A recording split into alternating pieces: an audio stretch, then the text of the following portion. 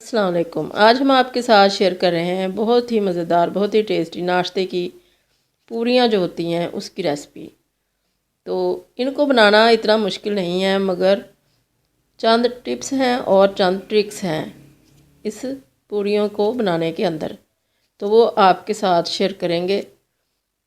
छोटी छोटी बातें हैं जिनका ख्याल रखें तो पूरियां बहुत अच्छी बनती हैं। ये हमने बनाई हैं ज़रा सी क्रिस्प वाली, जो कि ज़रा कुरकुरी सी होती हैं।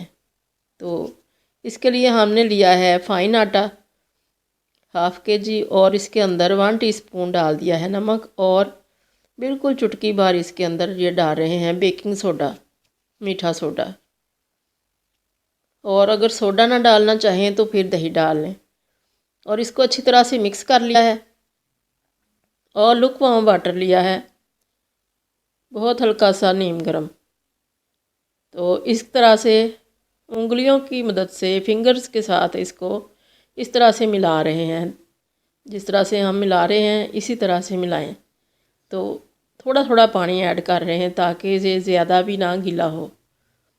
इस तरह से जब ये हो जाएगा सारा, क्रम्बल एग की तरह से ये बन चुका है, तो अब हमने इसको हथेली लगानी है, हथेली से मसलना है, और साथ साथ हल्का हल्का छींटा पानी का भी डालते जा रहे हैं। तो बहुत अच्छा सा ये गूंद जाएगा। ज़्यादा इसको नरम नहीं करना है, ज़रा टाइट ही रखना है। तो इस तरह से इसको अच्छी तरह से गूंदना है। जब ये मुलायम सा हो जाएगा, पता चल जाएगा कि ये अब गूंद चुका है। ये देखें अब कितना अच्छा मुलायम सा हो गया है। तो जिस तरह से मर्ज़ी इसको गूंद लें, चाहे तो एक हाथ से या दोनों हाथों से, जैसे कि हम लोग आटा गूंदते हैं वैसे ही इसको गूंदना है। और इसको इस वक्त इतने बल पड़ चुके हैं कि ये बहुत ज़्यादा टाइट हो चुका है। इसको अब हम आधे घंटे का रेस्ट देंगे। कवर करके हमने आधा घंटा रख दिया था। अब ये काफ़ी सॉफ्ट हो चुका है। अगर ये पहले ही सॉफ्ट होगा तो फिर ये बहुत ज़्यादा पतला हो जाएगा। तो हमने इसको ज़रा टाइट ही रखना है। तो हमने जितने जितने पेड़े बनाने हैं उतने उतने साइज़ के इस तरह से नाइफ़ से काट लें तो बहुत आसानी रहती है। तो इसके अच्छे से हमने फ़ाइन पेड़े बनाने हैं, नीचे से अच्छी तरह से जुड़े हों इसके पेड़े, नीचे से खुले ना हों।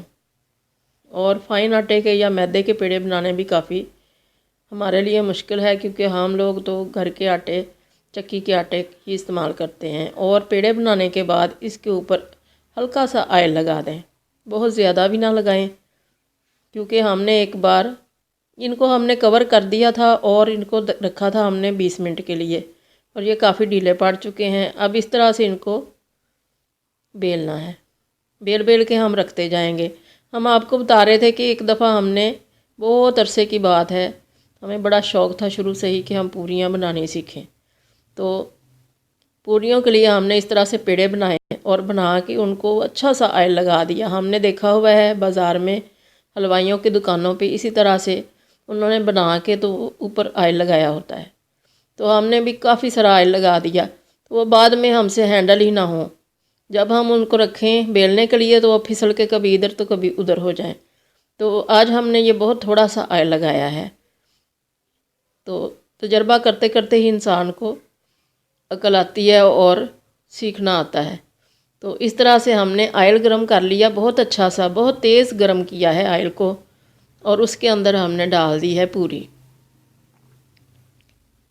बहुत अच्छी सी ये फूल गई है। अगर चाहें आप नरम रखनी है तो इस स्टेज पे निकाल लें, और अगर ज़रा सी कुरकुरी रखनी है, इस तरह से हमें इस तरह की पसंद है, तो हमने ज़रा सी इसको रेड कर लिया है, और ज़रा सी कुरकुरी ये बहुत अच्छी लगती है। तो इस तरह से बनाते जाएं।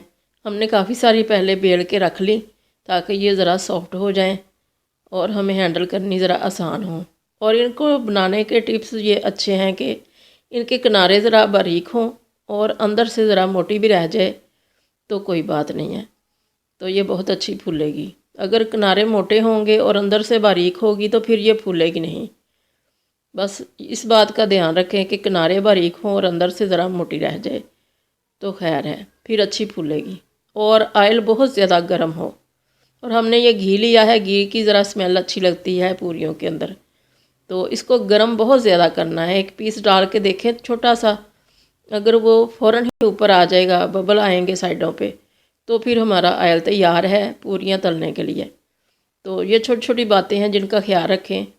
और आटा काफ़ी टाइट पहले गूँधें और फिर उसको बाद में रेस्ट दें, तो बहुत ही अच्छी पूरियाँ बनती हैं। तो आप इस तरह से बना के देखिए। अल्लाह करे आपको बहुत पसंद आए। दुआओं में याद रखिएगा। अल्लाह हाफिज़।